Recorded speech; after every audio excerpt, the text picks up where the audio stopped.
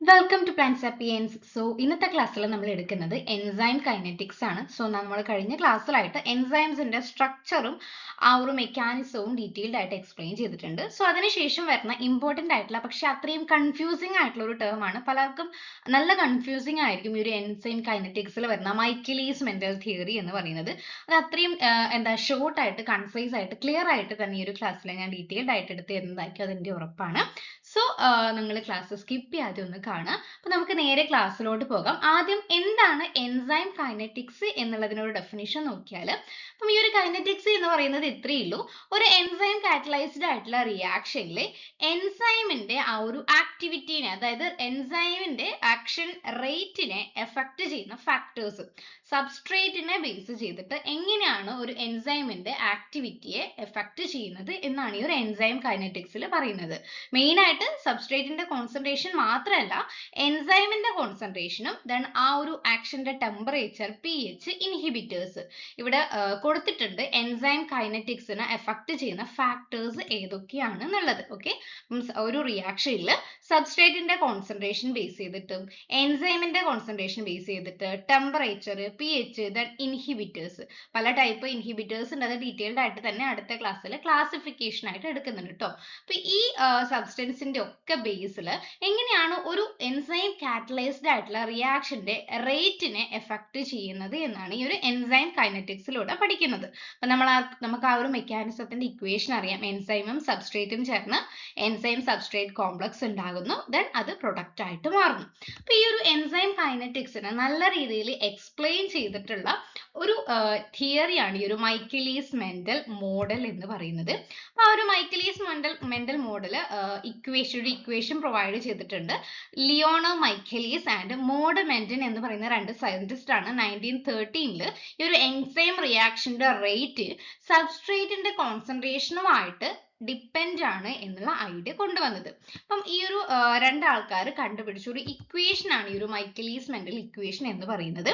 So ഇതാണ് equation. ആ equation അതേപോലെ പഠിച്ചു വെച്ചേക്കുക. V എന്ന് പറയുന്നത് വെലോസിറ്റി ആണ്. ഈ ഒരു എൻസൈം മെക്കാനിസം ബേസ് ചെയ്തിട്ടാണ് ഈ ഒരു ഇക്വേഷൻ കൊണ്ടുവന്നിട്ടുള്ളത്. വെലോസിറ്റി അല്ലെങ്കിൽ റിയാക്ഷൻ വെലോസിറ്റി എന്ന് പറയുന്നത്, അല്ലെങ്കിൽ പ്രൊഡക്റ്റിന്റെ ഫോർമേഷന്റെ റേറ്റ് എന്ന് പറയുന്നത് Vmax into S, concentration of substrate, divided by Km plus concentration of substrate ആണ്. ഈ ഒരു ഇക്വേഷൻ അതേപോലെ ആദ്യം പഠിച്ചു വെച്ചേക്കുക. അപ്പൊ ഇതിൽ ഓരോ ടേംസും എന്താണെന്ന് നോക്കാം. അതിൽ ആദ്യത്തേത് ക്യാപിറ്റൽ V ആണ്, പ്രൊഡക്റ്റ് ഫോം ചെയ്യുന്നതിന്റെ റേറ്റ് ആണ്.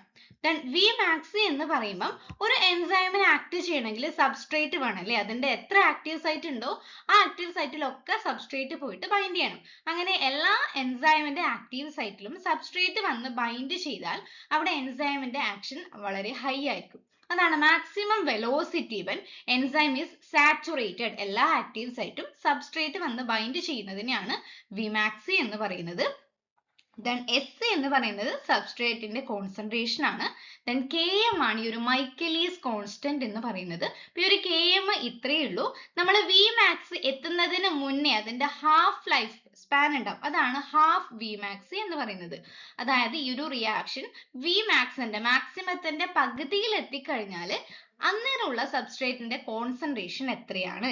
ഇനീഷ്യൽ കോൺസെൻട്രേഷൻ ആണ് ആക്ച്വലി ഒരു നമ്മൾ വെറുതെ പറയുന്ന ഈ ഒരു S.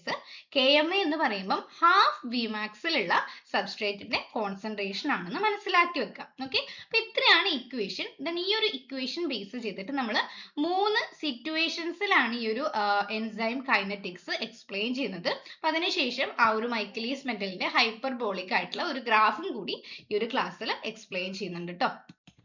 ഓക്കെ, ഇനി നമുക്ക് 3 സിറ്റുവേഷൻസ് നോക്കാം. അതിൽ ഒന്നാമത്തെ സിറ്റുവേഷൻ എന്ന് പറയുന്നത് നമ്മൾ ഇനീഷ്യലി കൊടുക്കുന്ന ആ ഒരു സബ്സ്ട്രേറ്റിന്റെ കോൺസെൻട്രേഷൻ ഉണ്ടല്ലോ, ആദ്യം കൊടുത്ത ആ ഒരു സബ്സ്ട്രേറ്റിന്റെ കോൺസെൻട്രേഷൻ Km വാല്യൂവിനേക്കാളും വളരെ കുറവാണെങ്കിൽ നടക്കുന്ന ആ ഒരു എൻസൈം കൈനറ്റിക്സ് എങ്ങനെയാണ്. ഓക്കെ, അതായത് സബ്സ്ട്രേറ്റിന്റെ കോൺസെൻട്രേഷൻ Km വാല്യൂവിനേക്കാളും കുറവാണ്, S is far lesser than Km. അങ്ങനെയാണെങ്കിൽ അവിടെ നടക്കുന്ന ആ ഒരു ഇതിനെ നമ്മൾ ഫസ്റ്റ് ഓർഡർ കൈനറ്റിക്സ് എന്നാണ്. ഈ ഒരു ലോ സബ്സ്ട്രേറ്റ് കോൺസെൻട്രേഷൻ വരുമ്പോൾ അതിനെ നമ്മൾ ഫസ്റ്റ് ഓർഡർ കൈനറ്റിക്സ് എന്നാണ് പറയുന്നത്. അതായത് ഈ ഒരു ഫസ്റ്റ് ഓർഡർ കൈനറ്റിക്സിൽ ആ ഒരു എൻസൈം റിയാക്ഷൻ എന്ന് പറയുന്നത് സബ്സ്ട്രേറ്റിന്റെ കോൺസെൻട്രേഷനെ ഡിപ്പെൻഡ് ചെയ്തിട്ടിരിക്കും. അതായത് സബ്സ്ട്രേറ്റിന്റെ കോൺസെൻട്രേഷൻ എന്ന് പറയുന്നത് ഇവിടെ വളരെ കുറവായിരിക്കും. അപ്പം മോസ്റ്റ് മോസ്റ്റ് ഓഫ് ദി എൻസൈംസിന്റെ ആക്റ്റീവ് സൈറ്റും എന്തായിരിക്കും, ഫ്രീ ആയിട്ടായിരിക്കും ഉണ്ടായിരിക്കുക. സോ റിയാക്ഷന്റെ റേറ്റ് ഇവിടെ ഒരു ലീനിയർ ആയിട്ടായിരിക്കും കൂടുന്നുണ്ടായിരിക്കുക. ഓക്കെ, സോ നമ്മൾ ഇനി ഓരോ സിറ്റുവേഷനിലും സബ്സ്ട്രേറ്റിന്റെ കോൺസെൻട്രേഷൻ ആഡ് ചെയ്ത് കൊടുക്കുന്നുണ്ടല്ലോ. അപ്പൊ നമ്മൾ ഒരു പോയിന്റിൽ നമ്മൾ സബ്സ്ട്രേറ്റിന്റെ കോൺസെൻട്രേഷൻ ഡബിൾ ആക്കി കഴിഞ്ഞാൽ അവിടെ ഉണ്ടാകുന്ന ആ ഒരു റിയാക്ഷൻ റേറ്റും എന്ത് ചെയ്യും, ഡബിൾ ആകും. അതാണ് ഡയറക്ട്ലി പ്രൊപ്പോർഷണൽ ആണ്. സബ്സ്ട്രേറ്റിന്റെ അളവ് വളരെ കുറവാണ്, കെഎമ്മിനേക്കാളും കുറവാണെങ്കിൽ റേറ്റ് എന്ന് പറയുന്നത് സബ്സ്ട്രേറ്റ് കോൺസെൻട്രേഷനേക്കാളും സബ്സ്ട്രേറ്റ് കോൺസെൻട്രേഷന് ഡയറക്ട്ലി പ്രൊപ്പോർഷണൽ ആയിരിക്കും.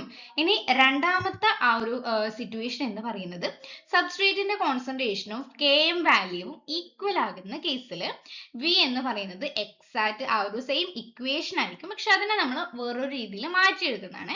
അപ്പൊ V എന്ന് പറയുമ്പോൾ V മാക്സ് ഇൻറ്റു ഇതാണല്ലോ കറക്റ്റ് ആയിട്ടുള്ള ഒരു മൈക്കലീസ് മെന്റൽ ഇക്വേഷൻ. സോ സബ്സ്ട്രേറ്റിന്റെ കോൺസെൻട്രേഷനും kmൽ എത്തുമ്പോഴുള്ള സബ്സ്ട്രേറ്റിന്റെ കോൺസെൻട്രേഷനും സെയിം ആണ്. സെയിം ആണെങ്കിൽ നമുക്ക് ഈ ഒരു km എവിടെയൊക്കെ ഉണ്ടോ അവിടെ നമുക്ക് സബ്സ്ട്രേറ്റ് എവിടെയൊക്കെ ഉണ്ടോ അവിടെയൊക്കെ നമ്മൾ km എന്നുള്ള വാല്യൂ കൊടുക്കുക അല്ലെ. അതാണ് ഇവിടെ കൊടുത്തേക്കുന്നത്. V മാക്സ് ഇൻറ്റു ഈ S ന്റെ സ്ഥാനത്ത് ഇവിടെ km കൊടുത്തു, ഇവിടെ km ഓൾറെഡി ഉള്ളത് തന്നെ, then ഈ S ന്റെ സ്ഥാനത്തും km കൊടുത്തു. ഓക്കെ, അപ്പൊ നമുക്ക് കിട്ടും V മാക്സ് ഇവിടെ 2 km ഉണ്ടാവുമല്ലോ അല്ലെ. അപ്പൊ നമുക്ക് km കുത്തി കളഞ്ഞാൽ ലാസ്റ്റ് V മാക്സ് ബൈ 2 എന്ന് കൊടുക്കും. അപ്പം റിയാക്ഷൻ റേറ്റ് എന്ന് പറയുന്നത് V മാക്സിന്റെ പകുതിയാണ്. അതാണ് km എന്ന് പറയുന്നത്. നമ്മൾ ആക്ച്വലി സബ്സ്ട്രേറ്റിന്റെ കോൺസെൻട്രേഷൻ എന്ന് പറയുന്നത് km ന് ഈക്വൽ ആണെങ്കിൽ വെലോസിറ്റി അല്ലെങ്കിൽ റിയാക്ഷൻ റേറ്റ് എന്ന് പറയുന്നത് V മാക്സിന്റെ ഹാഫ് ആയിരിക്കും. ഓക്കെ, അപ്പം നമുക്ക് ഇതിൽ km വാല്യൂ ബേസ് ചെയ്തിട്ട് നമുക്ക് പിന്നെയും പറയാൻ പറ്റും. km ആണ് ഈ ഒരു എൻസൈമിന്റെ അഫിനിറ്റി ഇവിടെ ഡിറ്റർമൈൻ ചെയ്യുന്നത്. ഇവിടെ സബ്സ്ട്രേറ്റിന്റെ കോൺസെൻട്രേഷൻ ആണ് ഫസ്റ്റ് ഓർഡറിൽ ഡിറ്റർമൈൻ ചെയ്യുന്നത്.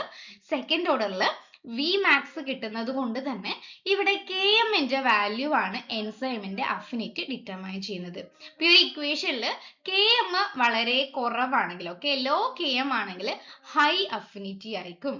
മൈക്കലിയസ് കോൺസ്റ്റന്റ് വളരെ കുറവാണ്, അതായത് ഹാഫ് V മാക്സിൽ എത്തുമ്പോഴുള്ള സബ്സ്ട്രേറ്റിന്റെ കോൺസെൻട്രേഷൻ വളരെ കുറവാണെങ്കിൽ എൻസൈമിന്റെ അഫിനിറ്റി വളരെ കൂടുതലായിരിക്കും. ഹൈ km അതായത് ഹാഫ് V മാക്സിൽ എത്തുമ്പോഴും സബ്സ്ട്രേറ്റിന്റെ കോൺസെൻട്രേഷൻ വളരെ കൂടുതലാണ്. ആക്റ്റീവ് സൈറ്റ് ഒക്കെ ഫിൽ ആയിട്ടുണ്ടെങ്കിൽ പിന്നെ ആ ഒരു എൻസൈമിന് സബ്സ്ട്രേറ്റിനോട് അഫിനിറ്റി ഉണ്ടാവില്ല. അതാണ് ഇവിടെ ആക്ച്വലി ഉദ്ദേശിക്കുന്നത് കേട്ടോ. അതാണ് സബ്സ്ട്രേറ്റിന്റെ കോൺസെൻട്രേഷനും kmഉം ഈക്വൽ ആകുന്ന കേസിൽ.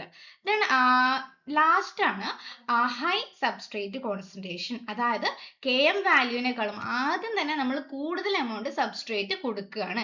ആ ഒരു കേസിൽ സബ്സ്ട്രേറ്റിന്റെ കോൺസെൻട്രേഷൻ ഹാഫ് V മാക്സിൽ എത്തുമ്പോഴുള്ള സബ്സ്ട്രേറ്റിന്റെ കോൺസെൻട്രേഷനേക്കാളും വളരെ കൂടുതലാണെങ്കിൽ എൻസൈംസിന്റെ ആക്റ്റീവ് സൈറ്റ്സ് ഒക്കെ ആദ്യമേ സാച്ചുറേറ്റഡ് ആയി, എല്ലാ ആക്റ്റീവ് സൈറ്റിലും സബ്സ്ട്രേറ്റ് ഫില്ലപ്പ് ആയി. അപ്പം റേറ്റ് എന്ന് പറയുന്നത് ഇനിയുള്ള സബ്സ്ട്രേറ്റിനെ ഡിപ്പെൻഡ് ചെയ്യുന്നില്ല. അതായത് ഇനി നമ്മൾ സബ്സ്ട്രേറ്റ് ആഡ് ചെയ്ത് കൊടുത്താലും ആ റിയാക്ഷൻ ഒരു മാറ്റവും വരുന്നില്ല. ആദ്യം തന്നെ എൻസൈം സാച്ചുറേറ്റഡ് ആണ്, ഇനി ആക്റ്റീവ് സൈറ്റ് ഫ്രീ ആയിട്ടില്ല. സോ റേറ്റ് എന്ന് പറയുന്നത് ഇൻഡിപെൻഡന്റ് ഓഫ് സബ്സ്ട്രേറ്റ് ആണ്. അതിനാണ് നമ്മൾ സീറോ ഓർഡർ കൈനറ്റിക്സ് എന്ന് പറയുന്നത്. ഓക്കെ, അപ്പം എൻസൈം അഫിനിറ്റി ഫസ്റ്റ് ഓർഡറിൽ സബ്സ്ട്രേറ്റിന്റെ കോൺസെൻട്രേഷൻ ആണ് ഡിപ്പെൻഡ് ചെയ്യുന്നത്. അത് കുറവാകാം, പിന്നീട് നമ്മൾ സബ്സ്ട്രേറ്റിന്റെ കോൺസെൻട്രേഷൻ കൂട്ടി വരുമ്പോൾ ആ ഒരു റിയാക്ഷന്റെ റേറ്റും കൂടി വരുന്നു. അപ്പൊ ഒരു ഹൈപ്പർബോളിക് ആയിട്ടുള്ള ഇക്വേഷൻ കിട്ടും. രണ്ടാമത്തെ കേസിൽ എൻസൈം അഫിനിറ്റി എന്ന് പറയുന്നത് km നെ ബേസ് ചെയ്തിട്ടിരിക്കും. മൂന്നാമത്തത് സബ്സ്ട്രേറ്റ് ആദ്യം തന്നെ നല്ല രീതിയിൽ കൊടുത്ത് എൻസൈം സാച്ചുറേറ്റഡ് ആയി, പിന്നീട് നമ്മൾ സബ്സ്ട്രേറ്റ് ആഡ് ചെയ്താൽ അവിടെ ഫെർദർ റിയാക്ഷൻ ഒന്നും നടക്കില്ല. ഓക്കെ, സോ ഇതൊരു ഇക്വേഷൻ ബേസ് ചെയ്തിട്ട് ഈ ഒരു മൈക്കലിയസ് മെന്റലിന്റെ ഇക്വേഷൻ നമ്മൾ ഒരു ഹൈപ്പർബോളിക് കർവ് വെച്ചിട്ടാണ് ഡിറ്റർമൈൻ ചെയ്യുന്നത്. അപ്പം അവിടെ ഒരു ഹൈപ്പർബോളിക് റിലേഷൻ ആണ് സബ്സ്ട്രേറ്റും റിയാക്ഷൻ റേറ്റും തമ്മിലുള്ളത്. അപ്പൊ ഇതാണ് ആ ഒരു റിയാക്ഷൻ ആണെങ്കിൽ ഈ ഒരു പോയിന്റിലാണ് നമ്മൾ വെലോസിറ്റി സീറോ ആയിട്ടുള്ള ഒരു വെലോസിറ്റി ആയിരിക്കും ഉണ്ടായിരിക്കാം. അപ്പൊ അവിടെ എന്ത് ചെയ്തു, സബ്സ്ട്രേറ്റ് നമ്മൾ കോൺസെൻട്രേഷൻ കൊടുത്തു. സബ്സ്ട്രേറ്റിന്റെ കോൺസെൻട്രേഷൻ കൊടുക്കുമ്പോൾ അവിടെ റിയാക്ഷൻ റേറ്റ് കൂടി വരും അല്ലെ. then നമ്മൾ ഒരു പോയിന്റ് എത്തി, സബ്സ്ട്രേറ്റിന്റെ കോൺസെൻട്രേഷനിൽ ഒരു പോയിന്റ് എത്തുമ്പോൾ നമുക്ക് മാക്സിമം വെലോസിറ്റിയുടെ ഹാഫ് എത്തിക്കഴിഞ്ഞാൽ ആ ഒരു വാല്യൂവിനെയാണ് നമ്മൾ മൈക്കലിയസ് കോൺസ്റ്റന്റ് എന്നതുകൊണ്ട് ഉദ്ദേശിക്കുന്നത്. സോ മൈക്കലിയസ് കോൺസ്റ്റന്റിന് ശേഷം ആ ഒരു സബ്സ്ട്രേറ്റിന്റെ കോൺസെൻട്രേഷൻ ഓൾറെഡി km നേക്കാളും കുറവാണെന്ന് വിചാരിക്കുക. അപ്പൊ ആദ്യം കൊടുത്ത കോൺസെൻട്രേഷൻ km നേക്കാളും കുറവാണെന്ന് വിചാരിക്കുക. അപ്പൊ എന്ത് ചെയ്യും, പിന്നീട് സബ്സ്ട്രേറ്റിന്റെ കോൺസെൻട്രേഷൻ കൂട്ടുന്നതിനനുസരിച്ചിട്ട് V മാക്സും കൂടിക്കൊണ്ടേയിരിക്കും. Okay, so hyperbolic ആണ്, rises rapidly at low substrate. അതായത് low substrate, ഇവിടെ substrate concentration കുറയുമ്പം നല്ല രീതിയിൽ rapid ആയിട്ട് എത്തും. Okay, then എന്നിട്ട് ഒരു high ലെവലിലേക്ക് കൊണ്ടുവരുന്നു. ഇതാണ് hyperbolic Michaelis Menten curve equation എന്ന് പറയുന്നത്. So ഇത് എല്ലാവർക്കും മനസ്സിലായിട്ടുണ്ടാവുമെന്ന് വിചാരിക്കുന്നു. സോ എന്തെങ്കിലും എന്താ ഡൗട്ട് ഉണ്ടെങ്കിൽ ആ ഒരു കമന്റ് ബോക്സിൽ പറഞ്ഞാൽ മതി, ഞാൻ ഡീറ്റെയിൽഡ് ആയിട്ട് പറഞ്ഞു തരായിരിക്കും. സോ അതിനു മുന്നേ ആദ്യമായിട്ടാണ് എന്റെ ചാനൽ കാണുന്നെങ്കിൽ ചാനൽ ഒന്ന് സബ്സ്ക്രൈബ് ചെയ്യാൻ മറക്കരുത്. ഇഷ്ടപ്പെട്ടെങ്കിൽ ലൈക്ക്, നിങ്ങളുടെ ഫ്രണ്ട്സിനും കൂടി ഒന്ന് ഷെയർ ചെയ്ത് കൊടുക്കുക. സോ ഇന്നത്തെ ക്ലാസ് ഇത്രയേ ഉള്ളൂ. Thank you.